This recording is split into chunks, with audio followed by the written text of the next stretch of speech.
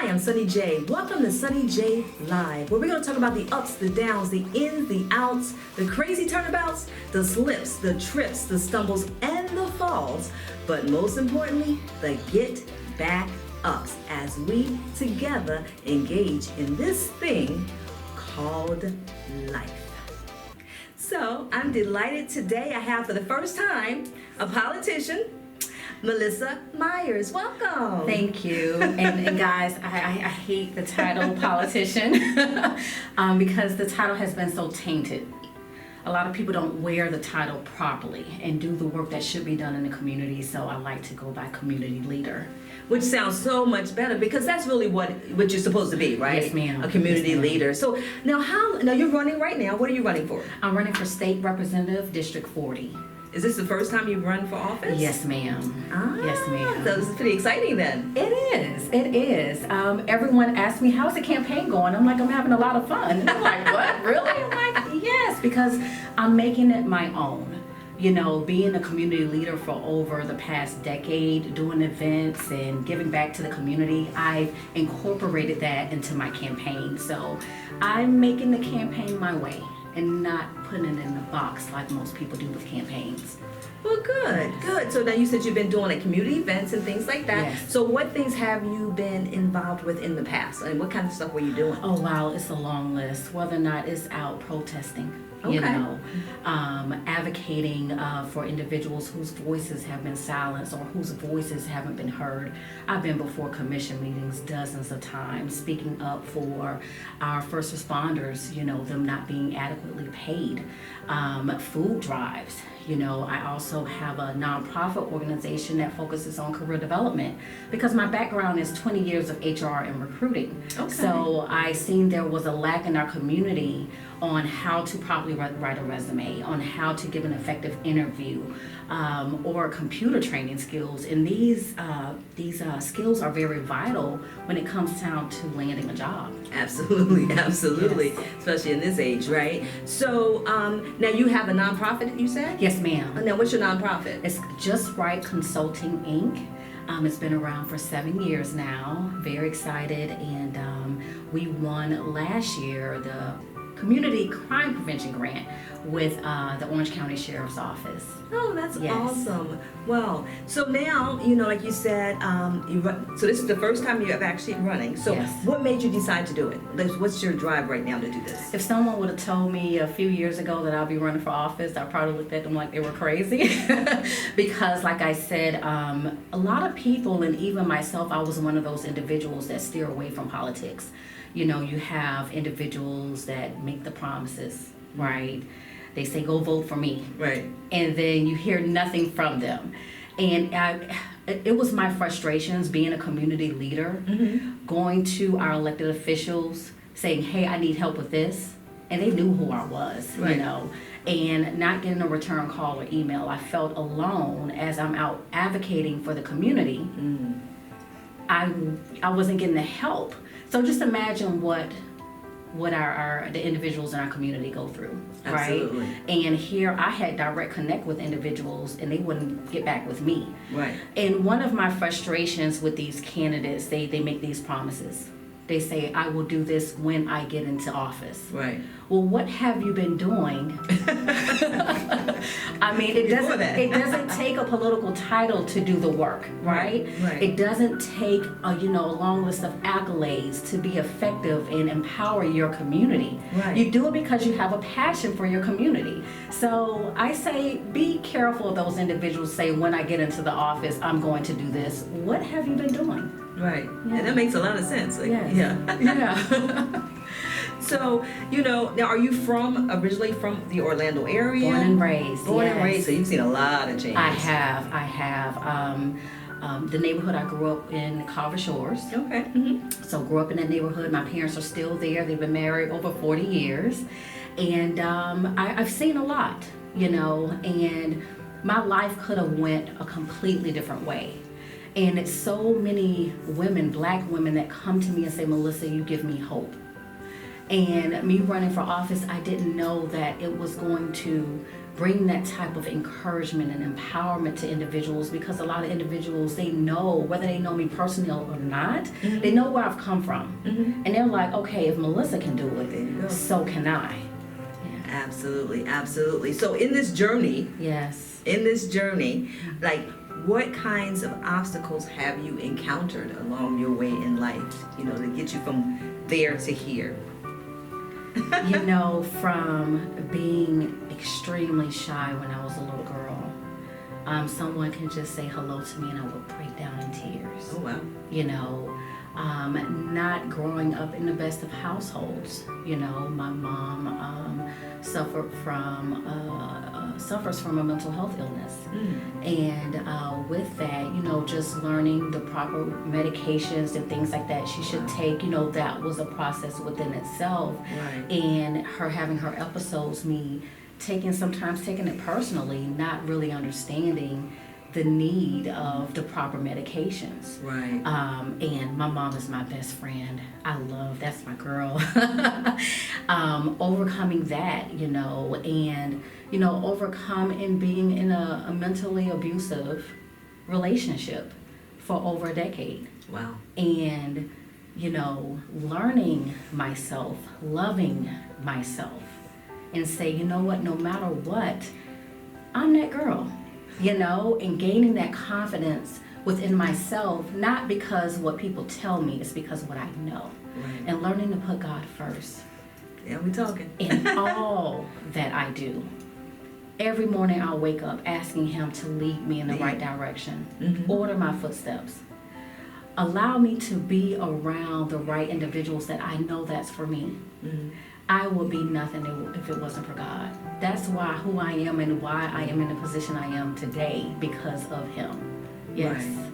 Absolutely, absolutely. That is, that's what it's all about, inspiring and encouraging. And your actions is what do it. Yes. You don't even realize, you're doing what is your path, right. But that is to encourage people, and you don't know that. Yes. And that's amazing. Yes. We'll be right back. Come on,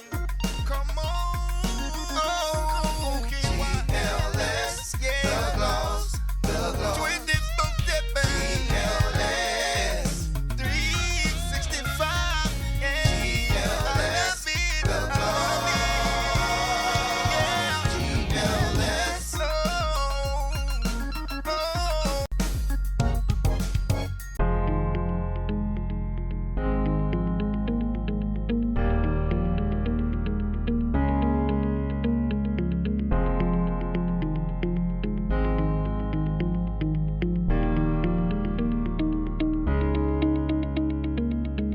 Welcome back to Sunny J Live. I am here with Melissa Myers, community leader, not politician, community leader.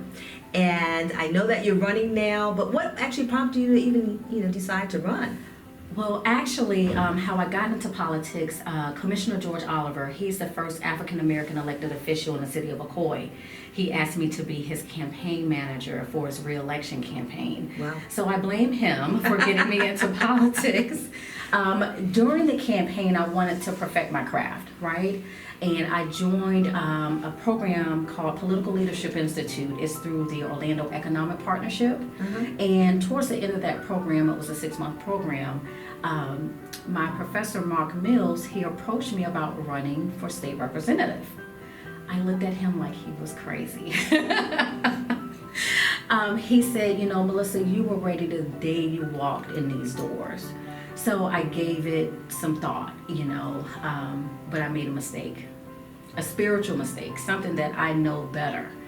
I actually was so busy consulting man and getting the opinion of man, I didn't consult with God first. I tossed and turned for 2 weeks on whether or not I should make a decision to run. Right. And the reason why I was tossing and turning, because I take running for office very serious. I want to ensure when I run for office and when I get elected that I represent the people well and I'm effective. Right. So when I did what I was supposed to do the first time and I consulted with God. He said with a thunderous voice, and that's how I knew he was upset with me, because he was like, "Little girl, you should have came to me the first time." He said with a thunderous voice, "This is my campaign.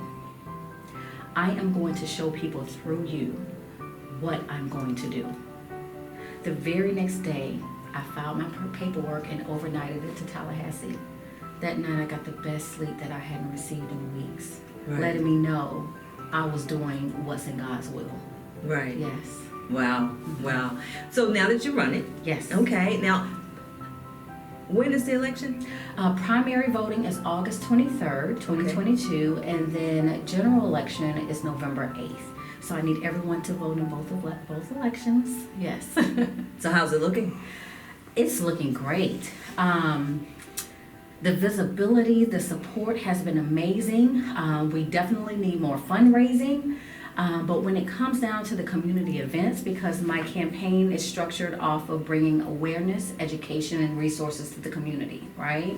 So it's structured a little different. I'm not about, just shaking hands and kissing babies. I'm about continuing to do the work in the community, even though I'm campaigning. Right, Yes. right. So what's your next upcoming events? What do you have planned? So my next upcoming event, we have a patient awareness event out in Longwood. It's out of my district. That is this Saturday. Then next Saturday, we have a passion dances. And it's teaching Chicago footwork to the youth. So it's a free dance class for ages 5 to 17. Oh. Yes. That's pretty cool. So now, do you have children? I do. How do they feel about you running?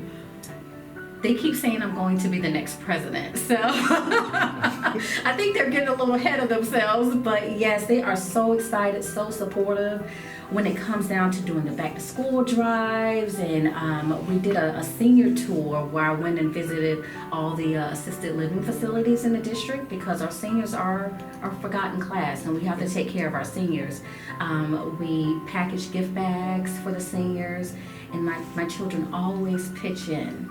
And create the bags and all of that good stuff. So they know firsthand that it is their duty, when you are blessed, to take care of your fellow brothers and sisters. Absolutely, absolutely. So they said you're the next president. They do, yeah, that's what they say.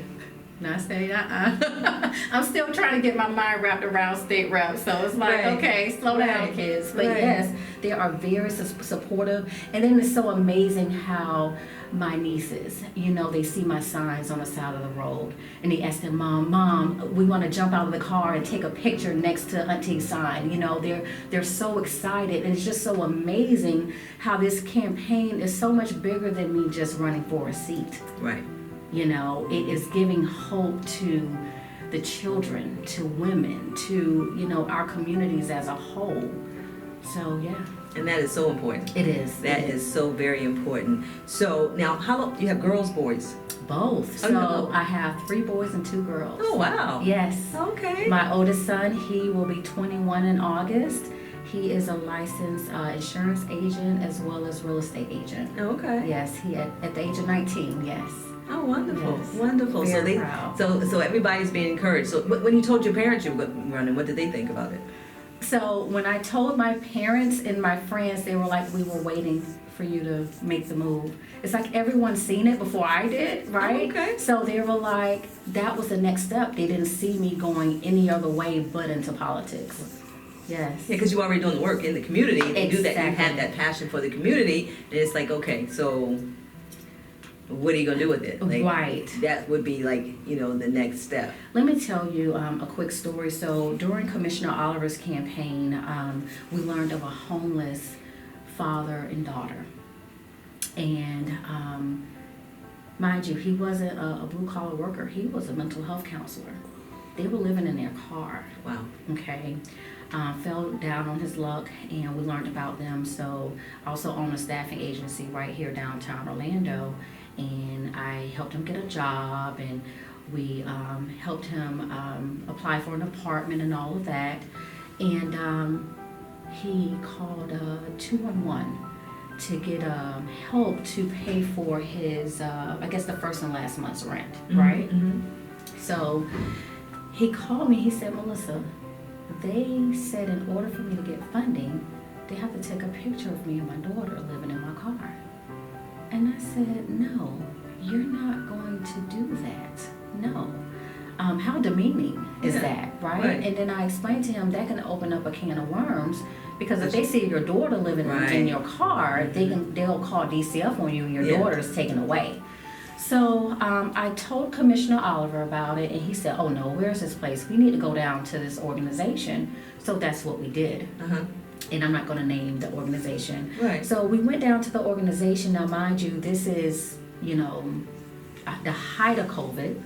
They weren't letting anyone just walk into the offices, right? The only reason why they let us in, because George was able to say, I'm Commissioner George Oliver. At that moment, I seen how titles work, how titles affect if you use it in the right capacity. Once we got in, I did all the talking. I said, listen, I have witnessed them. I know that they are homeless. The daughter has been living at my house a few nights out of the week when they weren't able to afford a hotel. Is there an affidavit or something that I can sign saying, hey, I attest to this? They allowed me to sign the affidavit. He's back working as a counselor. She's graduated high school. She's now attending a local college here, and she has a part-time job at one of the theme parks. Doing very well. With that, taking the time to be there for someone.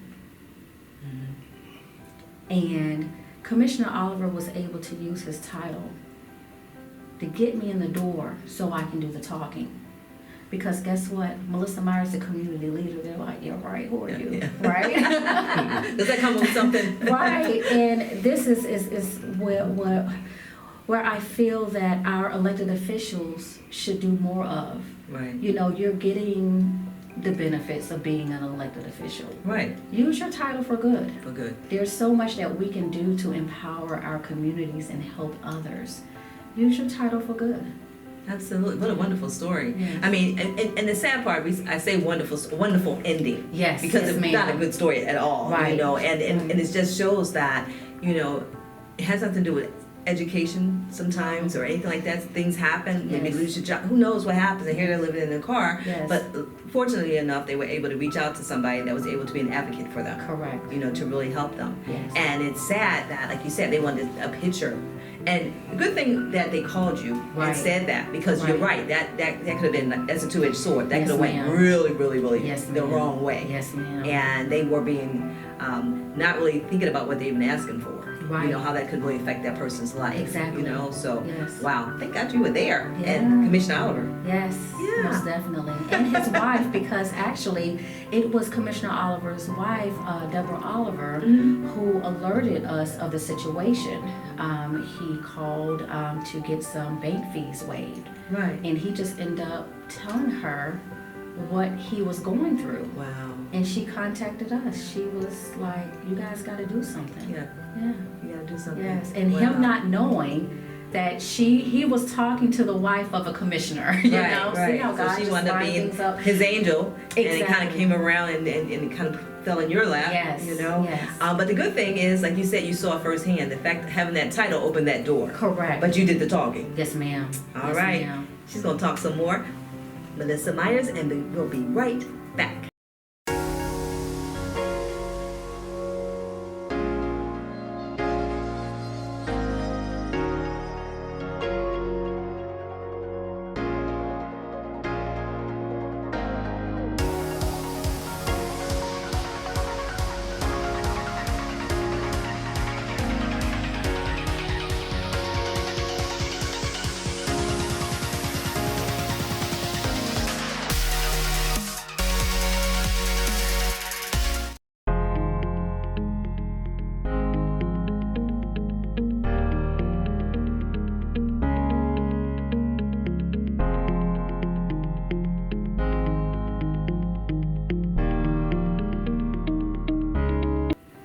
Hi, I'm Sunny J, back here with Sunny J Live and community leader Melissa Myers. And I know, Melissa, you mentioned, you're very passionate about the seniors. Yes. Now, how did that come about? So, I don't pretend like to know it all, right? And seniors was not initially on my initiatives when I first started running. But being out in the community and talking with individuals, I learned that our seniors are a forgotten class. I met an individual by the name of Miss Linda Lee. I actually have a good trouble with Melissa Myers episode on her. Her daughter passed away, and she was tasked to raise her grandchildren. Then her granddaughter passed away. Now she's raising her great-grandchildren. Wow. At 70 years old, battling lupus. Wow. Her roof is in desperate need of repair, and it's raining inside of her home. She applied for a county program, and they denied her on a fixed income, saying she made too much. Oh, wow. Right? Crazy. And we talk about how these resources are available to our citizens or to the individuals in the community, but yet you have to go through so much paperwork to receive it, and then to do all of that to hear that you're denied. Right. So, through helping her for some strange reason, I don't know how, still to this day, my number has been passed out in the senior community, and I'm receiving phone calls from seniors like, "Hey, baby, I heard you're so nice to us old people." And, I get that phone call, and they'll give me their address, and I'm over to their home. Whether or not it's them needing food or it's a hoarding situation, right? We have to advocate for our seniors. Absolutely. And I feel what the disconnect is with our elected officials. They're not in tune with the community as they should be. They're not touching the people as they should. So they're disconnected. How can you know the needs of the individuals when you're disconnected from the community, right? So how can you effectively put the proper laws and bills in place when you don't know what the communities are going through? Right, know what their needs are. Exactly. So I have a plan once I'm elected to have quarterly town hall meetings with my constituents. Okay. So this way they can tell me firsthand what they are going through. I can't sit and guess and or speculate what the communities need. Right. I want to hear it firsthand from them. And that's what our elected officials should be doing. Absolutely. Now, the key piece is you can't change your number because they all need to call you. I never. Hey, baby. Right. Exactly. Yes, gotta love our seniors. But Yes. and you do, and they have so much wisdom. They do. Because God willing, that will become that. My grandmother, that's my heart. She is the rock of our family. And she can call me with the simplest thing. "Oh, my refrigerator is leaking. Look, I'll send a repairman over. Oh, he can't fix it. Okay, I'll replace it," because I know I am who I am because of her. I come from her. Right. How can we not take care of our seniors? And thankfully, my grandmother has family members that look after her and take care of her. Right. But not everyone has that. Not everyone has that. Yes. That is so true. It's so funny that you say that because I have a friend, and her grandmother had like 10 kids, 10, 12 kids or whatever. And my friend says, if grandma needs anything, it goes out to all the kids. She want new furniture because I said it's 12 of them. I mean, okay, you don't got to put much in Exactly, it. You want right. new refrigerator, want new stove, need a new car. Right. And so I said, why did I think like that when I was younger? I should have a bunch of kids so they all can chip in. Look, I got my 5, so I'm taken care of. This thing, it's not like that. But that's Right. amazing. But they It really is. do take care of they really Yes. take care of their mother. That's her Yes. grandmother. But they really, Right. they chip in and whatever she needs, Yes. whatever. Because, they're up in age now too. Yes. But and that is so important. It is. And I think a lot of that has to do with respect. It does. There's a lack of respect, I think, now for senior citizens. A lot of people, some of these young people don't respect their parents, let alone their Right. grandparents. Exactly. And I think that has been a terrible shift, It has. a lack of respect. It has. It definitely has. To not respect those who's come before us, Absolutely. who's advocated for us, who's protested for us, who's been jailed and, just went through so much, you know, because I hear the stories of my grandmother, and even when my great grandmother was alive, you know, just sitting and listening to her stories, you know, it helps me better understand who I am and where I come from and what she went through to ensure that my aunts and uncles, you know, were successful. You know, they sacrificed, and we have to take care of them. We have to take care of them. Yes. And we have to be strong in the legacy as well, like what you're doing. Yes, you know, ma'am. being in the community, and taking that leadership role without a title. Yes. But realizing, you know what, I am doing it without a title, but how much more could I do with the title? Exactly. Yes, ma'am. So even though you fought it, like, Yes. I don't think I want to do that. Right. But you were doing it anyway. And then there was a path there for you. Yes, ma'am. And it's funny, like you said, everybody saw it. Everybody's just waiting for you to do it. Everyone's seen it but me. I'm like, because it wasn't, it was not my plan, but it was God's It plan. was God's plan. And you know what? If this is in His will, because it is, then guess what? I'm going to follow His will. Absolutely, Yes. absolutely. Yes. So it's been a pleasure speaking with you. Is there anything you would like to share with our viewers about why it is so important to, you know, be involved in some way in politics or with awareness or things like that? What would you like to share with them and leave behind? This is what I would like to say. We always speak about going out and voting, right? And I've come across a lot of individuals who say, you know what, my vote doesn't matter. If your vote didn't matter, why are they trying so hard to make it difficult for us to vote? Because guess what? It matters. We have our ancestors and those before us who have fought and lost their lives, that were hung from street poles to fight for us to have our right to be able to vote. We can't allow what they've done for us to be in vain. Now, when you go out and vote, don't go by the snazzy or the hip slogan. Look at the candidates, research them. Don't vote for them just because they're black. Look and see if they're really going to do the work in the community. Don't go by broken promises.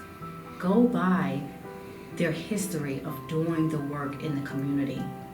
It's very vital, and this is a very important election season that's coming up, and it's going to take for all of us to get out and vote.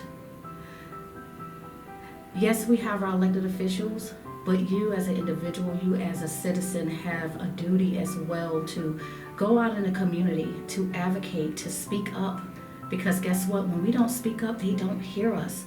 When we don't cause good trouble, they won't hear us.